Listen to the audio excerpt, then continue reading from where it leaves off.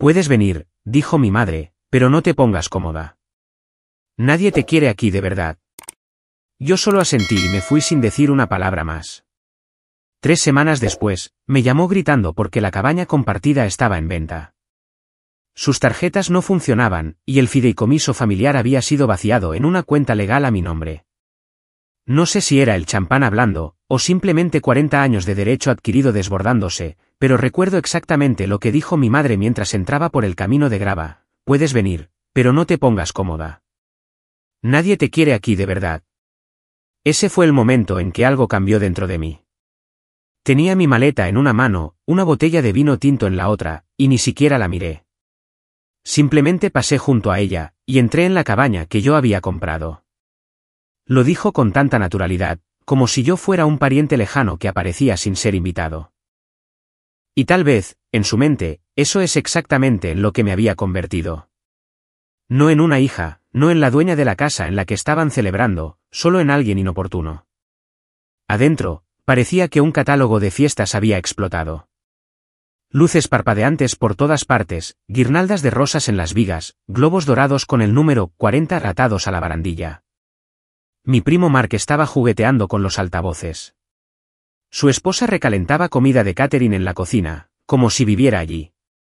Mis padres estaban en el centro de todo, como una especie de rey y reina en un reino que nunca construyeron. Tuve que salir a tomar aire. Era como ver una obra de teatro, una fantasía que mi familia había escrito en la que yo no existía. Todos se daban las gracias, elogiaban la decoración, se deshacían en halagos por la comida y se reían de nuestro lugar favorito. Ni una palabra sobre mí, ni siquiera un gesto de asentimiento. Durante el brindis, mi padre levantó una copa y dijo: este lugar ha sido el corazón de nuestra familia durante años. Lo hemos hecho nuestro. Casi me atraganto. Recordé lo mucho que había trabajado para poder pagarlo, cuántos fines de semana había sacrificado, cómo había aceptado trabajos de consultoría extra solo para cubrir los costos de cierre. Había comprado la cabaña después de mi divorcio, con la esperanza de construir algo estable, algo mío. Se la ofrecí a mi familia como un lugar para usar ocasionalmente. Eso es todo lo que se suponía que debía ser, ocasional. Pero, poco a poco, tomaron más. Al principio, preguntaban antes de venir, luego simplemente aparecían. Con el tiempo, empecé a encontrar comida en la nevera que no había comprado, ropa en los armarios, y mi ropa de cama reemplazada por sábanas de franela ásperas que no eran mías. Mi madre empezó a llamarla de ellos. Mi padre instaló una parrilla y les dijo a los vecinos que eran los dueños del lugar. Uno de mis primos incluso le dijo a un amigo que podía alquilarla para el verano sin preguntarme. Seguí permitiéndolo porque no quería ser la difícil, la extraña, la que creaba problemas. Pero esa noche, viendo a mi madre reír en el jacuzzi que ella había instalado, bebiendo champán de mis copas mientras yo estaba sentada sola en el porche, fue cuando lo entendí. No habían olvidado que esto era mío. Simplemente, dejó de importarles. No dormí esa noche. Me acosté en el sofá porque mi habitación de la infancia se había convertido en el rincón de lectura de la abuela. Había una foto enmarcada en la pared de mis padres y sus nietos, sentados en mi muelle, con una leyenda escrita a mano: nuestro pequeño paraíso. Abrí mi portátil a las 3 de la mañana y busqué los documentos de la propiedad. Luego empecé a investigar cómo mover una propiedad, mantenida bajo un fideicomiso familiar, a una cuenta legal privada. Ya sabía que podía hacerlo. La cabaña estaba en el fideicomiso, pero yo lo había establecido años atrás conmigo como beneficiaria principal, asumiendo que sería yo quien la gestionaría a largo plazo. Simplemente no había planeado actuar tan pronto. Durante los días siguientes, hice una lista. Empecé a llamar a gente, en silencio. Sin anuncios, sin advertencias. Que se rían. Que brinden. Que sigan fingiendo. Yo esperaría. Sonreiría en el próximo brunch familiar, llevaría vino a la reunión de Año Nuevo, y los dejaría sentarse en la sauna que tanto amaban. Y cuando llegara el momento, cuando todo estuviera listo, lo recuperaría todo. Cada metro cuadrado. No por despecho, ni siquiera por venganza.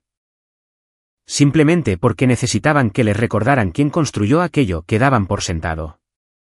Después del aniversario, volví a la ciudad y no supe de ellos durante casi una semana. Ni un gracias, ni siquiera un comentario pasajero sobre la cena. Era como si hubiera desaparecido por completo de la narrativa. Mantuve un tono normal en el chat de grupo familiar, puse algunos emojis de corazón en las fotos de los bebés y respondí a la tonta pregunta de mi prima Hannah sobre la presión del agua en la cabaña. Lo justo para mantener la ilusión de que nada estaba cambiando. Mientras tanto, yo movía las piezas tras el telón. Lo primero que hice fue congelar discretamente el acceso compartido al fideicomiso. La familia siempre había asumido que el fideicomiso era una especie de masa legal colectiva, pero yo lo había estructurado cuidadosamente cuando compré la cabaña. Mi amiga abogada, Clare, me había advertido sobre mezclar propiedades con la familia. Me dijo, constrúyelo como si tuvieras que recuperarlo algún día. Yo la había escuchado. Los activos de la cuenta del fideicomiso ahora eran de solo lectura para todos, excepto para mí. Abrí una nueva cuenta legal y comencé a transferir fondos, empezando por los depósitos de alquiler de los pocos fines de semana que mis primos habían subarrendado el lugar a sus amigos. Creían que nunca me había enterado de eso, pero sí lo hice. Luego, contacté a un agente inmobiliario, no uno de la zona. Demasiado arriesgado. Elegí a alguien de un condado vecino bajo un acuerdo de confidencialidad. Le dije que el anuncio aún no podía publicarse, pero que necesitábamos que la preparación de la propiedad y las evaluaciones de precios se hicieran de inmediato. No hizo preguntas. El dinero ayuda con eso. Todo esto mientras sonreía a los mensajes de mis padres preguntando si podían llevar amigos el fin de semana del día del trabajo. Les dije, claro. Incluso ayudé a mi madre a reservar las fechas en el calendario compartido. Que lo disfrutaran una última vez. Una semana después, revoqué la póliza de seguro de la cabaña a nombre del fideicomiso y la cambié a mi cobertura personal. Eso levantó sospechas. Mi tía llamó y preguntó si algo andaba mal, había recibido una notificación en su correo. Le dije que era solo un asunto de papeleo. Parecía confundida, pero no insistió. No respondí a su correo de seguimiento. Luego vino el wifi. Lo hice cortar sin previo aviso, y luego esperé. 3 días después, recibí un mensaje de mi primo Jaque preguntando si sabía que el router no funcionaba, porque su novia intentaba subir algo desde la cabaña. Dije que lo investigaría. No lo hice. Podían disfrutar de la naturaleza por una vez.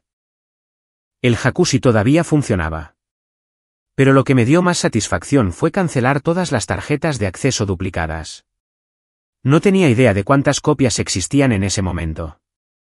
Mi padre había hecho una para cada hermano, cada nieto, incluso para un vecino. Así que, reprogramé la cerradura inteligente y hice que el sistema se reiniciara solo con mis credenciales. ¿La mejor parte? No se lo dije a nadie. Ese domingo, subieron para un fin de semana familiar sin avisarme, no es que sintieran que debían hacerlo, y yo esperé. Pasaron unas 2 horas antes de que sonara mi teléfono. Era mi madre. No empezó con un hola. ¿Por qué no se abre la puerta? Le dije que no sabía, probablemente un fallo técnico. Hemos probado todas las tarjetas. No funciona. ¿No trajiste la de repuesto? Hubo una pausa. Le dijo algo entre dientes a mi padre, y luego volvió a la línea. ¿Puedes arreglar esto? Le dije que estaba fuera de la ciudad y que no podía hacer nada hasta la próxima semana. Regresaron en coche esa noche, 3 horas después de desempacar neveras, bolsas de playa y sillas de jardín. Fue entonces cuando supe que esto iba a funcionar. No sería ruidoso. No sería dramático. Sería silencioso, frío e imparable. No verían venir lo peor hasta que fuera demasiado tarde. No entraron en pánico de inmediato. Esa fue la parte más extraña. Durante las primeras semanas después de cambiar las cerraduras, cortar el wifi y cambiar los servicios públicos de sus nombres, asumieron que era solo un fallo técnico. Mi madre dejaba mensajes de voz como si estuviera llamando a atención al cliente, tranquila, cortante, con derecho, diciendo cosas como, solo estoy comprobando de nuevo. Avísame cuando esté arreglado. Mi padre me envió una captura de pantalla de un mensaje de error cuando intentó acceder al panel del fideicomiso. Todavía no se daban cuenta de que se les estaba negando el acceso a algo que, en realidad, nunca poseyeron. Los ignoré por completo. Y cuando eso no funcionó, empecé a recibir copias de correos electrónicos pasivo-agresivos a toda la familia. Mi tía reenvió uno a todo el mundo que decía: no estoy segura de si el sistema de la cabaña está caído o si Bárbara cambió algo sin avisarnos. Leí esa línea 2 veces. Cambió algo sin avisarnos. Esa parte casi me hizo reír. Ellos habían cambiado todo a lo largo de los años: las cerraduras, los muebles, la pintura, el uso, y ni una sola vez alguien había pensado en consultarme algo. Mi madre incluso convirtió el armario de abrigos de la planta baja en una despensa porque dijo que mi sistema era ineficiente. Y ahora estaban desesperados, sin idea, con todas sus pequeñas suposiciones desmoronándose. La cosa empeoró cuando cortaron el agua. Habían subido un viernes por la noche, sin preguntar de nuevo, con algunos amigos. No sabían que yo había programado una inspección de fontanería y había hecho cortar las tuberías mientras el equipo del agente inmobiliario hacía una evaluación para los compradores. Me llamaron 6 veces en una hora. Luego mi padre me envió un único mensaje de texto: ¿qué demonios estás haciendo? No respondí. Ese fue el fin de semana en que todo estalló. El lunes por la mañana, estaba en el trabajo cuando mi teléfono empezó a vibrar sin parar: llamadas, mensajes, correos electrónicos. Primero fue mi madre, luego mi prima Ashley, luego mi tía, y luego las 3 a la vez, porque para entonces, el anuncio se había hecho público. El agente inmobiliario lo publicó en su sitio web sin la dirección, solo una descripción: propiedad actualizada frente al lago con muelle privado, sauna, jacuzzi y 2 chimeneas. Solo consultas serias. Lo encontraron fácilmente. Y en lugar de llamarme con calma, empezaron a hacer lo que mi familia hace cuando no consiguen lo que quieren: se unieron en mi contra. Recibí correos de parientes de los que no había sabido nada en años. Algunos intentaron ser amables, diciendo que estaban confundidos y preocupados. Otros fueron directamente a la ira. Mi primo Eric me dijo que era mentalmente inestable y que claramente necesitaba ayuda. Mi madre me acusó de actuar así porque estaba celosa de la cercanía que todos los demás compartían. Esa me dolió. Sinceramente creía eso, que de alguna manera yo estaba amargada por estar al margen, como si me hubiera puesto allí yo misma. Como si no hubiera intentado durante años encajar, contribuir, ser parte de algo. Y ahora, en el momento en que reclamaba algo que era mío, me convertía en la villana. Esa noche, intentaron un último movimiento. Intentaron acceder de nuevo a la cuenta del fideicomiso, no solo para mirar, sino para retirar fondos. Mi padre debió pensar que todavía tenía algunos permisos ocultos. Recibí una alerta de fraude de inmediato. El sistema marcó múltiples intentos de inicio de sesión fallidos y una transacción sospechosa a una tarjeta vinculada a su nombre. Llamé al banco y les dije que congelaran todo, excepto mi acceso. 5 horas después, mi madre me llamó de nuevo. Dejé que sonara. Volvió a llamar. Esta vez contesté. No dijo hola. ¿Qué has hecho? Su voz no era fría.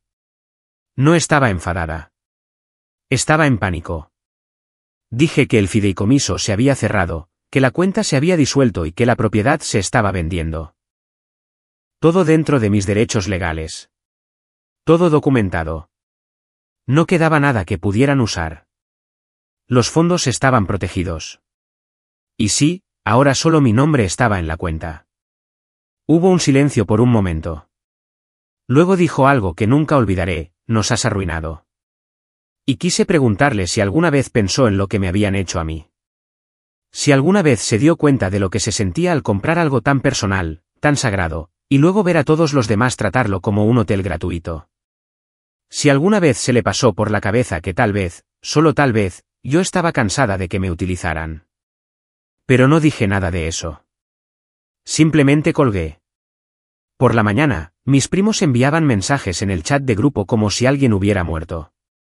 Todos rodeaban a mis padres, ofreciendo apoyo, hablando de lo cruel que estaba siendo. Nadie preguntó mi versión. Nadie preguntó por qué lo hice. No querían saber. Solo querían la cabaña de vuelta, y no la iban a conseguir. Al final de esa semana, no me sorprendió que pusieran a todo el mundo en mi contra. Lo que no esperaba fue lo rápido que se desmoronó todo. No solo las relaciones, sino todo su castillo de naipes. Empezó con el cheque de la pensión de mi padre. Aparentemente, durante el último año, lo había estado canalizando a través de la cuenta corriente del fideicomiso. No lo supe hasta que el banco llamó para confirmar el cierre final. Cuando se disolvió la cuenta, el depósito automático fue rechazado. Sus fondos de respaldo también fueron congelados porque los había mezclado con los gastos del fideicomiso. No lo planeé, pero tampoco lo detuve. Luego vino el problema de la tarjeta. Mi madre había estado usando una de las tarjetas de crédito del fideicomiso para las compras del supermercado, compras en Amazon, e incluso estancias aleatorias en hoteles. Cuando cerré esa cuenta, todos los cargos pendientes fueron rechazados. Una semana después, se presentó en su peluquería y no pudo pagar. Montó una escena y dejó la mitad de la cuenta sin pagar. La dueña del salón era una de mis viejas amigas del instituto. Me enteré de la historia a la hora del almuerzo. Mientras tanto, el agente inmobiliario me llamó para decirme que teníamos 3 ofertas sólidas por la cabaña. Una de ellas era toda en efectivo. Di luz verde para seguir adelante en silencio, sin una sola conversación con nadie de mi familia. Y entonces, una noche, recibí un mensaje inesperado de alguien de quien no había sabido nada en años. Era Cal, el exmarido de mi prima mayor. Él y Lisa se habían divorciado hacía 4 años, y la familia prácticamente lo había borrado, que es lo que hacen cuando alguien abandona el rebaño. Pero, al parecer, Cal todavía me seguía en Facebook. Había visto el anuncio de la cabaña. Me preguntó con cuidado si estaba bien, dijo que no intentaba meterse, pero que había estado en el extremo receptor de lo que él llamaba la máquina. Me contó algo que no sabía. Justo después de que se creara el fideicomiso hace años, mis padres habían intentado cambiar la estructura a mis espaldas. Querían que la propiedad se transfiriera legalmente al plan de patrimonio familiar, lo que habría dado la propiedad compartida a mi padre, mi tía y, finalmente, a todos sus hijos. Pero el banco lo rechazó porque no estaban listados como partes interesadas principales. Cal había visto los correos electrónicos en aquel entonces. Lisa le hizo leerlos. Llevaban años intentando quitármela. Fue entonces cuando me di cuenta de que no era solo derecho adquirido. Era un juego a largo plazo. Nunca se suponía que yo fuera la que la conservara. Asumieron que cedería, que la entregaría, que tal vez les dejaría heredarla algún día.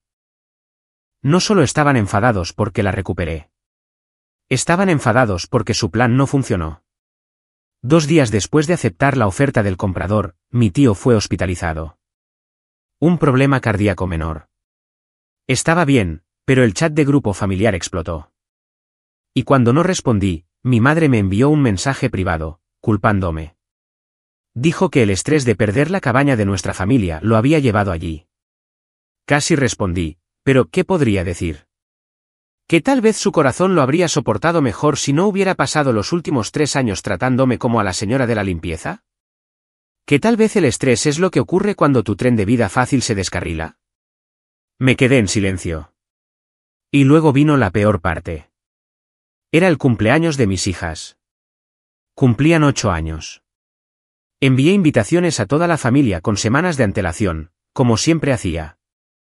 Normalmente, venían con tarjetas, regalos y abrazos forzados. Esta vez, no apareció nadie.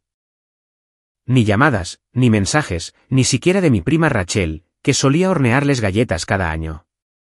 Lo único que recibí ese día fue un mensaje de mi madre que decía, no vamos a jugar a tu juego. Tomaste tu decisión. Las niñas no entendían. Preguntaron dónde estaban todos. Les dije que la gente estaba ocupada. Aún así, corrieron, jugaron y soplaron sus velas.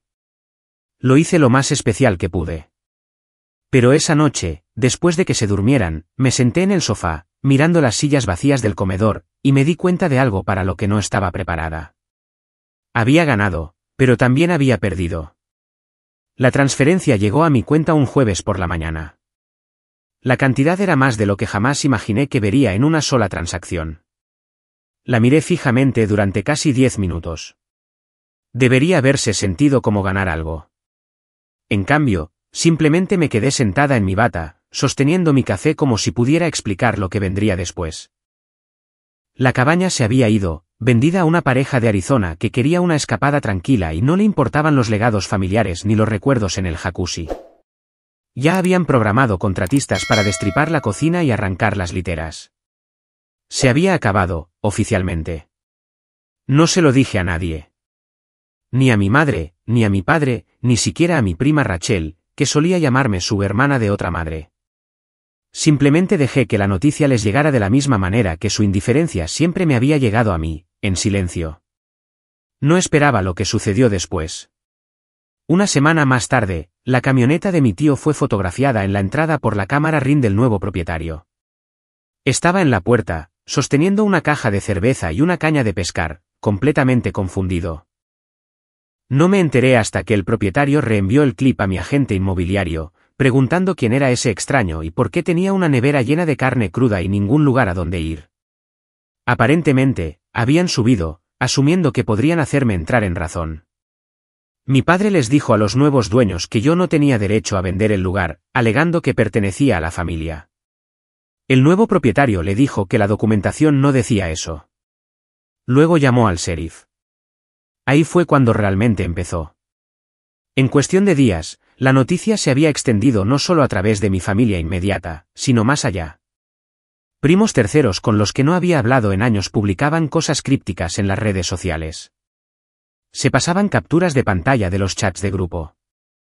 Algunos parientes intentaron ser sutiles, compartiendo fotos antiguas de hogueras de verano en la cabaña con leyendas como, algunas personas olvidan de dónde vienen. Mi nombre nunca se mencionó, pero no era necesario. El silencio de las personas que importaban dolía más que el ruido de las que no. Mi madre no llamó. Mi padre no escribió. Rachel ni siquiera acusó recibo de los dibujos de agradecimiento de las gemelas por su cumpleaños, que envié de todos modos porque las niñas insistieron. Pero ya no era solo la caída emocional. Algo más se estaba desmoronando bajo la superficie. El fideicomiso no era solo un vehículo para la cabaña, se había utilizado de forma imprudente durante años. Lo descubrí mientras revisaba los cierres financieros finales. Mi padre había vinculado sus primas médicas a él. Mi madre tenía una tarjeta de crédito de vanidad que pasaba por él, vinculada a algún sitio de estilo de vida que no reconocí.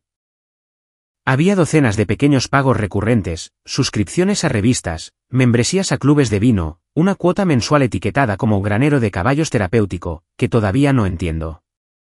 Todo se derrumbó cuando cerré la cuenta.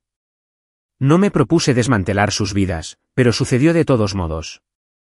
Y entonces, en silencio, sin una palabra, pusieron su casa en venta. Solo me enteré porque un vecino que apenas conocía me envió un enlace de Zillow con un signo de interrogación. El anuncio era extrañamente vago. Sin fotos interiores, sin mención de los problemas recientes de Mo o de la terraza trasera que se desmoronaba. Estaban desesperados, y en pocos días, el anuncio fue retirado. Sin venta. Mi mejor suposición es que el banco intervino. Quizás intentaban refinanciar y se lo negaron. Esa noche, mi primo Jaque me envió un correo electrónico. No un mensaje de paz, no una disculpa. Era una sola línea: te arrepentirás de esto cuando ya no estén. Me golpeó más fuerte de lo que esperaba, porque la verdad era que ya lo hacía. No la venta, no el bloqueo, ni siquiera vaciar el fideicomiso. Me arrepentía de haber pensado que la justicia se sentiría limpia. Pensé que recuperar lo que era mío me daría algún tipo de cierre, que al menos reconocerían lo que habían hecho. O tal vez, en el fondo, pensé que alguien diría, lo siento. Te dimos por sentada.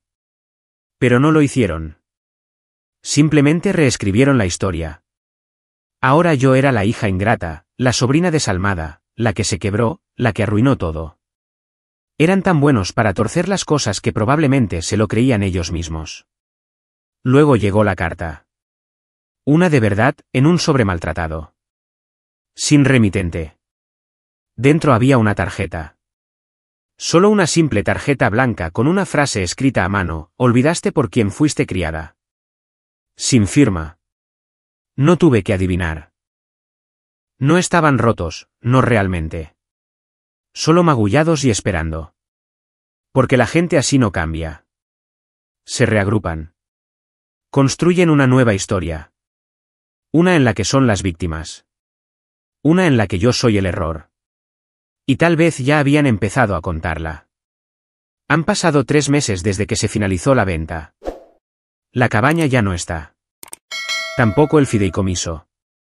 Y tampoco la familia que creía que todavía tenía. Algunas mañanas me despierto y olvido que todo sucedió. Por un minuto, pienso que necesito revisar el calendario de reservas o recordarle a mi madre que no use el baño de arriba porque las tuberías se congelan pronto. Luego recuerdo que ya no tengo que hacer eso. Nadie viene. Nadie pregunta. Nadie tiene siquiera la llave. El dinero sigue ahí, la mayor parte, de todos modos. No he tocado el grueso. Simplemente está en una cuenta de alto rendimiento, esperando algo que aún no he descubierto. Si gasté una pequeña parte en algo que nunca pensé que compraría, un apartamento, pequeño, moderno y tranquilo. Está justo a las afueras de la ciudad. 2 habitaciones, un balcón y una vista de árboles que se vuelven de color naranja sangre en otoño. Tiene calefacción por suelo radiante, lo que a las niñas les encanta. Les compré zapatillas de felpa a juego y una estantería llena de historias sobre personas que hacen cosas difíciles. Hemos empezado a leer un capítulo cada noche. Ya no preguntan por la cabaña. Solían hacerlo, especialmente justo después del cumpleaños al que nadie vino.